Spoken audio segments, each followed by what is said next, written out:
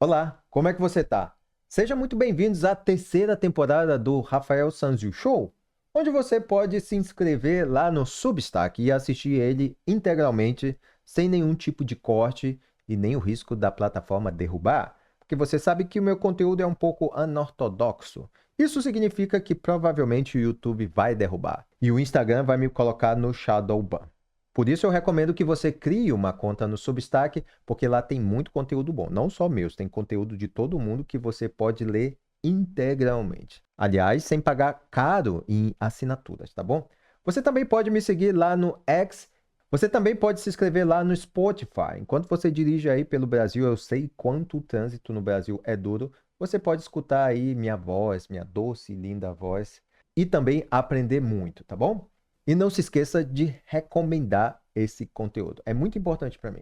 O assunto do programa de hoje, a gente vai conversar sobre esses padrões morais seguidos pela igreja, seguido pela sociedade do passado, que era tão considerada conservadora. Será que esses padrões são simplesmente para interesses morais, para interesses de se parecer a algo subjetivo? Ou simplesmente eles são realmente necessários para que a civilização se torne uma potência, não só militar, mas também econômica? A gente vai entender sobre isso.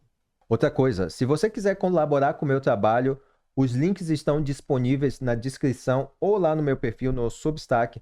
Você tem o QR Code do Buy Me a Coffee ou Me Compre um Café, onde você pode escolher o quanto você quer doar, né? Para o meu trabalho, que é para ajudar você, tá bom? A compreender como funciona toda essa estrutura social que você vive, tá bom? Voltando. Padrões de sociedade que hoje são considerados antiquados para as massas, segundo a propaganda progressista na TV tradicional, e de políticos como a própria Tabata do Amaral, que é de esquerda e defende todo tipo de aberração, principalmente o aborto. E como esse conteúdo pode ser atemporal, a Tabata do Amaral é uma deputada que, na verdade, é um fantoche para defender os interesses do amo dela. Eu estou falando do Jorge Leiman. A Tabata, esses dias, casou de forma tradicional na igreja.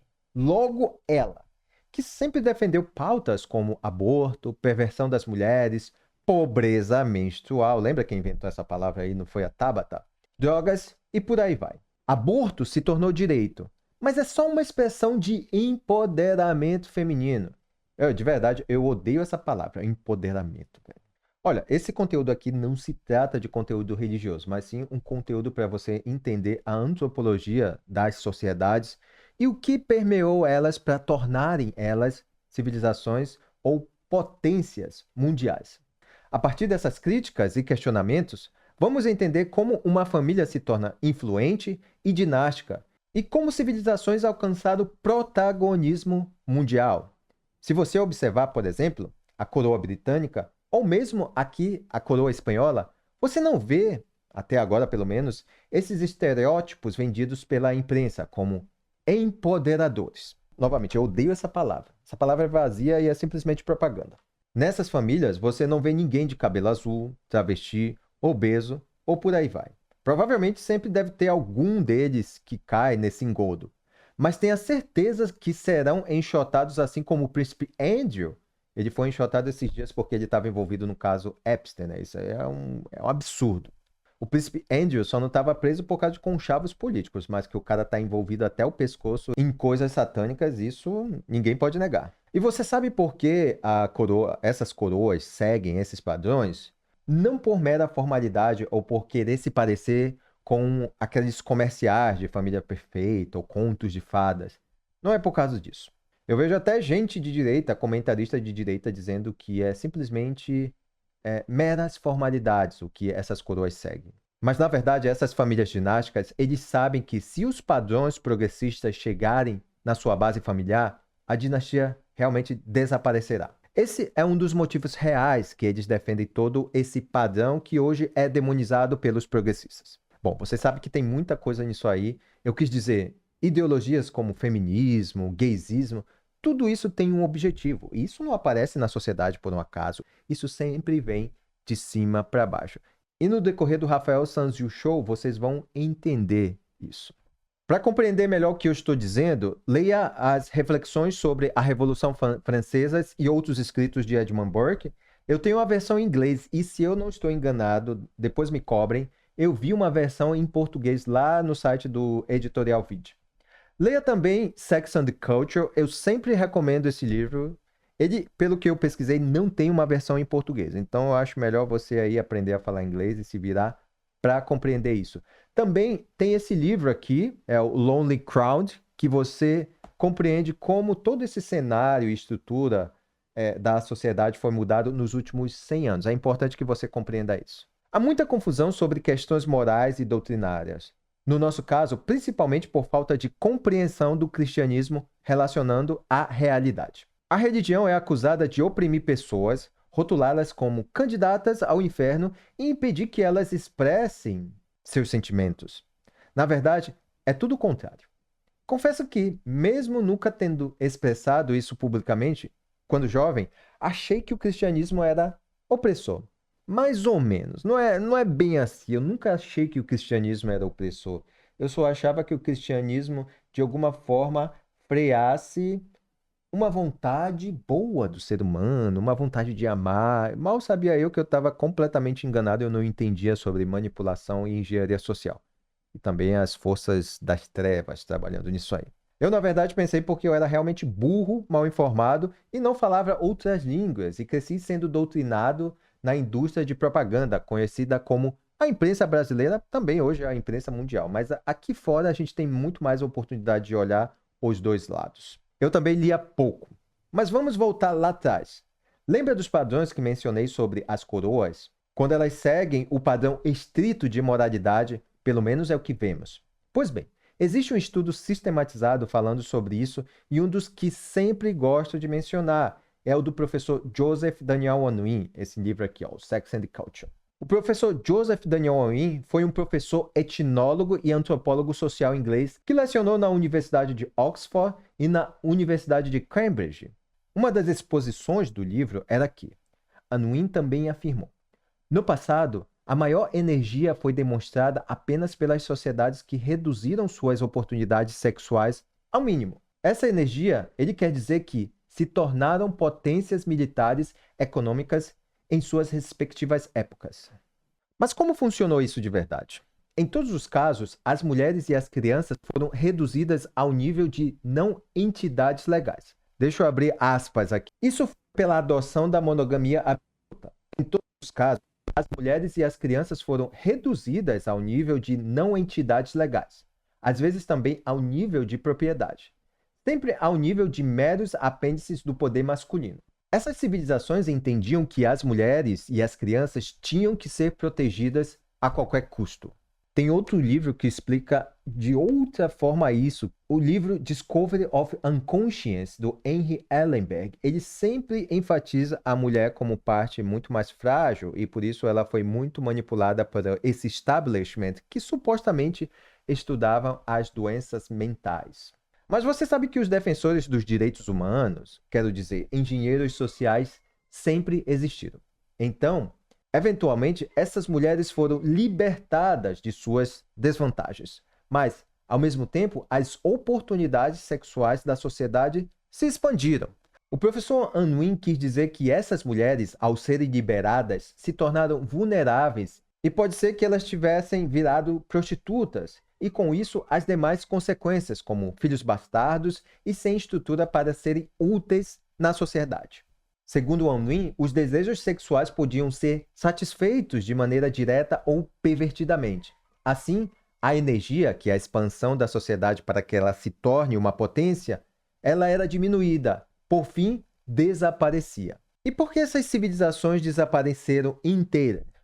Segundo o professor, por causa de promiscuidade, safadeza, putaria e por aí vai.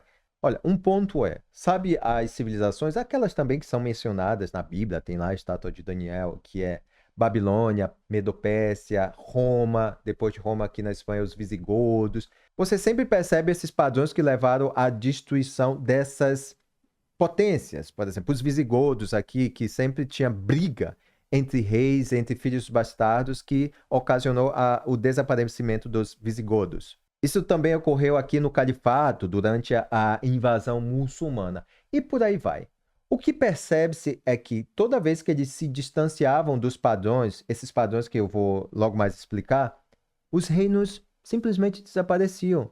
Esse é um fator bastante interessante que a gente tem que colocar em pauta, porque a gente está vendo muito isso. A gente está vendo hoje as famílias sendo destruídas, não existe mais aquele padrão e, consequentemente, a gente não vê famílias abastardas. Quer dizer, vê muito poucas comparado ao passado.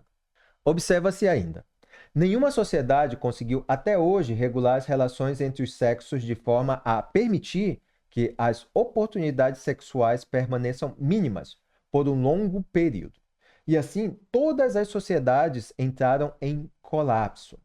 A esperança do professor Unwin é que, ao colocar os sexos em um nível de completa igualdade e, em seguida, ao alterar sua organização econômica e social de forma a tornar possível e tolerável que a oportunidade sexual permaneça, no mínimo, por um longo período, e assim essa sociedade possa prosperar. O interessante é que aí, em 1984, ele só usa a palavra sexo, sempre referindo-se a homem e mulheres. Não existia toda essa palhaçada aí de gênero, né?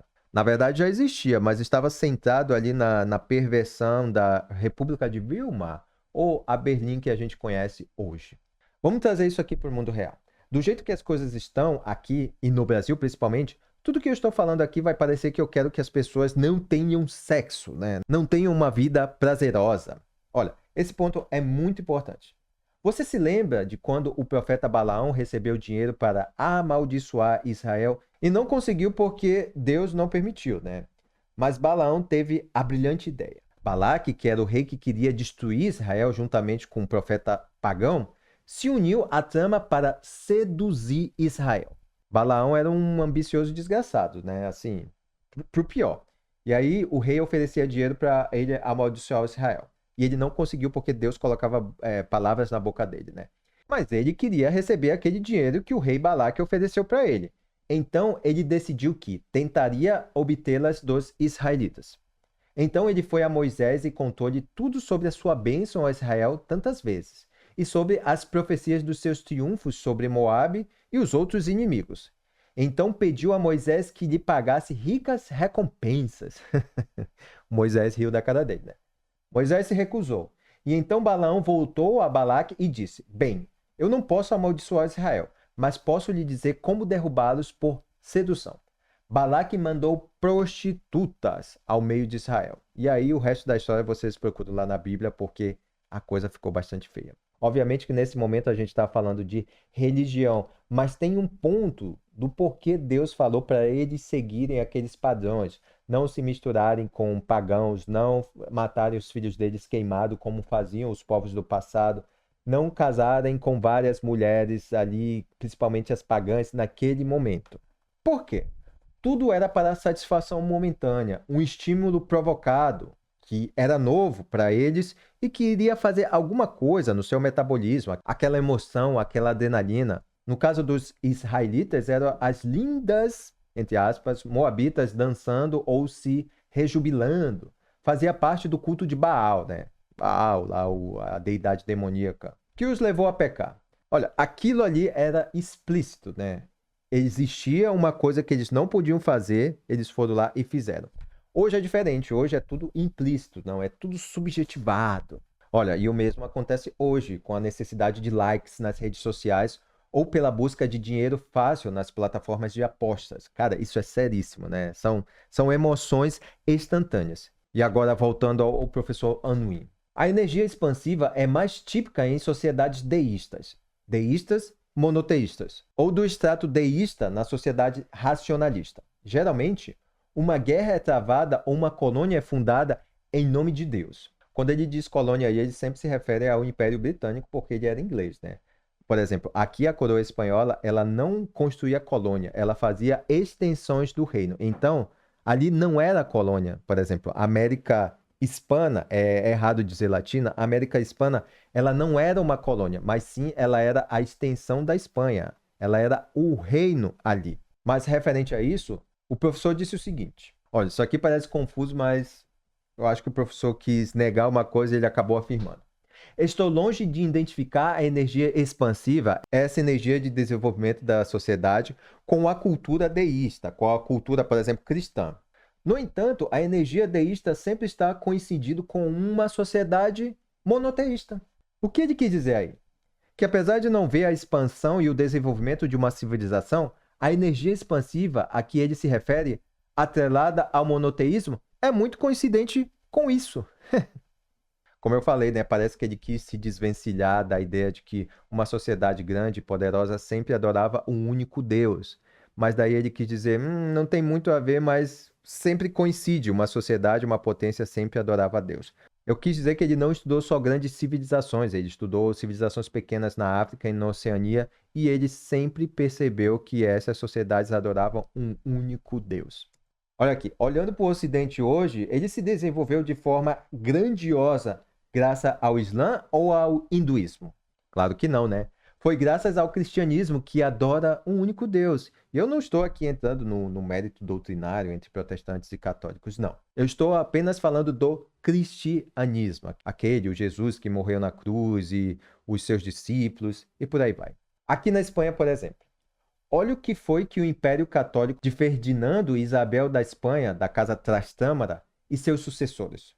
Olha o que a Espanha construiu e o que é negado justamente pelos anglo-saxões. Eu acho que por isso que o professor Anouilh ele não mencionou nada sobre a Espanha. Você sabe que existe uma propaganda contra tudo que a Espanha fez ao redor do mundo, principalmente as coisas boas, universidades, hospitais que foram construídos logo que os conquistadores chegaram ali no que a gente conhece como América. Toda a sociedade humana possui energia potencial.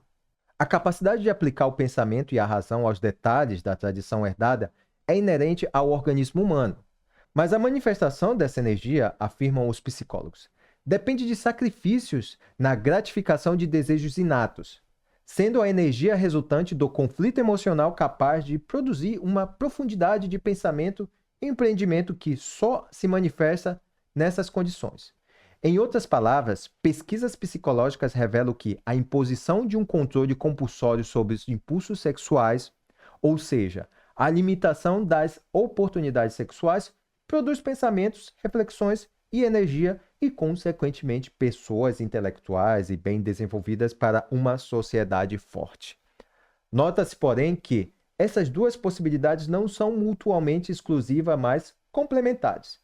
Em cada caso, a energia, novamente, a energia aqui que quer dizer desenvolvimento pessoal como sociedade, deriva da tendência instintiva, sendo sua intensidade aumentada pelos conflitos emocionais. Caraca, velho. Acho que tá claro isso aqui, né? Se tiver dúvida, manda aí seus comentários que aí eu vou responder. Olha, eu vou abrir aspas aqui.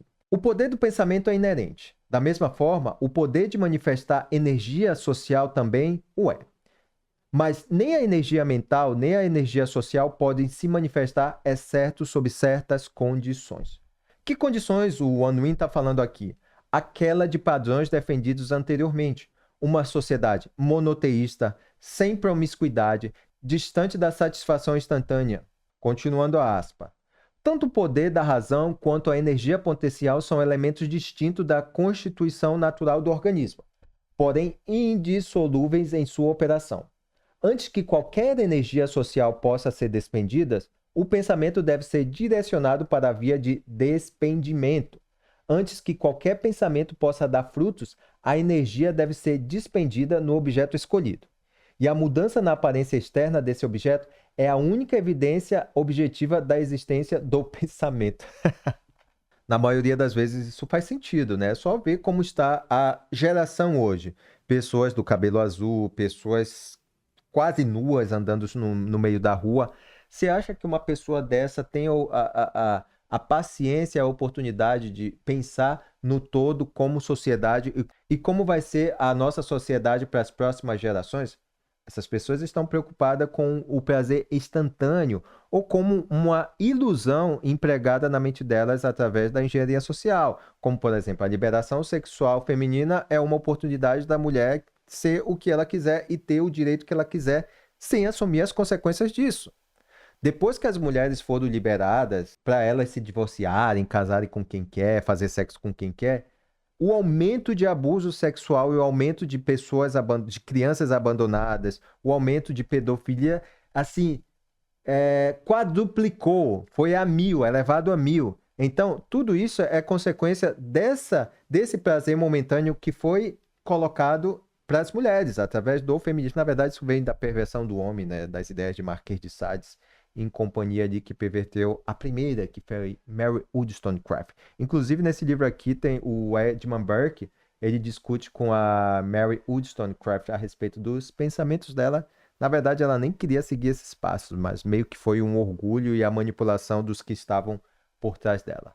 Como você sabe que uma pessoa tem opinião vazia e sem sentido sob a premissa de relativizar tudo? É simplesmente através da aparência. Se ela tem o cabelo azul, ou se um homem está vestido de mulher, e por aí vai. A própria natureza mostra isso. Tem sapos na Amazônia que, se tu tocar neles, você morre. A aparência dele é muito chamativa. A gente sabe pela cor, pelas características. Tanto o pensamento quanto a energia social são estimulados e intensificados pela operação de um único fator, a condição cultural, no mesmo sentido da palavra cultura, de qualquer sociedade em qualquer época, dependendo da quantidade de energia social que ela manifesta. Esse fator é a continência compulsória ou a redução das oportunidades sexual. Olha, ele aí simplesmente quis dizer que depende da cultura. Se a cultura está impregnada pela perversão, consequentemente isso vai impactar no indivíduo e, consequentemente, no desenvolvimento da sociedade. Simples assim. Olha, parecia um pouco complicado, mas esses livros antigos, eles são bem profundos e ele requer um tato muito maior para que a gente explique. Não sei se você está escutando aí a galinha lá fora, enfim, né? É a roça. Olha, eu vou voltar nesse assunto, porque ele é bem extenso, é preciso de muito mais tempo para explicar cada detalhe, mas é importante que você busque aí o Joseph Daniel Hanlin e as ideias dele. Eu creio que tem na internet e, obviamente, você vai clicar com o botão direito e vai lendo. Olha, e o mais interessante, o professor Hanlin poderia parecer um pouco cético ou ateu, mas olha o que ele fala, ele questiona as ideias filosóficas contrastando com a subjetividade de Augusto de Comte. Olha o que ele falou, abre aspas. Assim, hipótese é amontoada sobre hipótese. Na verdade, nossas teorias evolucionistas geralmente não passam de hipóteses sobre possível história de alguma instituição helênica ou romana, pois a tradição clássica é tão forte que ainda tendemos a considerar que os helenos e os romanos como os primeiros homens civilizados que vieram sobre a Terra, o que não é verdade. E quanto ao duplo sentido da palavra primitivo, parece ter surgido da reação que ocorreu no meio do século XIX contra as ideias inerentes da história do Jardim do Éden. Os antropólogos do passado, principalmente o professor Unwin, em uma das passagens do seu livro, ele diz que eles contavam a história do homem a partir de quando eles saíram da arca, no passado. O que ficou claro é que o professor Unwin considerava todas as evidências, relembrando que ele observou toda a propagação da ideia do evolucionismo e do darwinismo, através de Thomas Huxley, né? Uma coisa é certa, no decorrer da leitura dos estudos de Unwin, ele não descarta os fenômenos e informações que conflitam com o academicismo ateu que hoje e naquela época já era notoriamente forte, né? Pois, isso aqui foi para você entender que as questões de seguir padrões como o monoteísmo, a moralidade cristã, a estrutura da família tradicional, não aquela estrutura que a novela da Globo diz lá que o marido trai, a mulher bate na mulher, não estou falando disso. Até porque a condição do marido violento é justamente porque ele se afastou desses padrões defendidos pelo professor Unwin e pelo cristianismo. Isso explica, pelo menos em parte, por que nas sociedades subdesenvolvidas a uniformidade é a regra, enquanto a diversidade é característica das sociedades altamente desenvolvidas, pois o desenvolvimento de qualquer sociedade depende da quantidade de sua energia, que por sua vez é produzida por rígidas regulamentações sexuais. E a questão de diversidade aí, ninguém tá, né? A diversidade que o professor menciona aí não é a diversidade LGBT, não é a diversidade de mulher. Ninguém está falando disso. É a diversidade de informação, energia, essa que vai transformar uma civilização ou a sociedade extremamente desenvolvida. É importante que você compreenda isso para que você fuja do viés daquele vitimismo que a imprensa coloca hoje. Por exemplo, Eu creio que a sociedade hoje, principalmente os jovens aqui na Espanha, compreenderam isso. Recentemente, uma atriz e humorista, Silvia Abril, ela disse que pena que os jovens estão se voltando ao catolicismo, ao cristianismo aqui na Espanha, porque isso é muito duro. E ela quis dizer ultracatólicos, quando não extremos católicos. Essas rotulações que taxam o que é real como algo mal. Por quê? Porque os jovens perceberam, uma mulher, por exemplo, se ela vai ser feminista, vai ser mal vestida, mal cheirosa e prostituta e vai sair fazendo sexo com todo mundo, ela vai ser desvalorizada. E no final ela vai terminar com um gato sozinha e amargurada. E os meninos perceberam que se eles estiverem na perversão, se eles estiverem buscando sexo com todo mundo, eles entenderam que isso só vai dar prejuízo. Se eles tiverem um filho com cada mulher, eles não vão conseguir gerar uma riqueza porque eles vão ter que pagar pensão alimentícia, haverá conflito e não terá uma família sólida e, consequentemente, felicidade e, assim, o desenvolvimento de indivíduos fortes. Se cada filho tem uma mãe, não vai ter um pai presente onde esses meninos vão ser criados de forma adequada, com exemplo de homem. Então, a gente percebe que esses padrões não são meros padrões morais, hipócritas, que como são colocados pela mídia, como essa própria Silvia Abril, né, uma coitada que vive de subvenção do governo,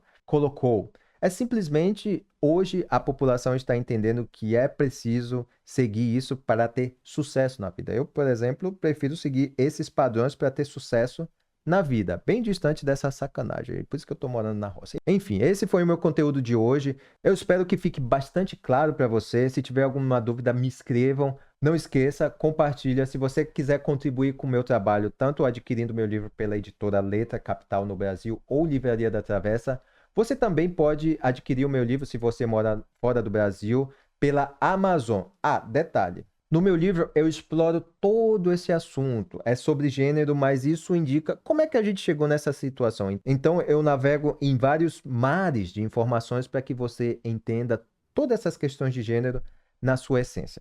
Beleza? Vai lá, cria sua conta no Substack e me segue no Spotify, tá bom? Tchau!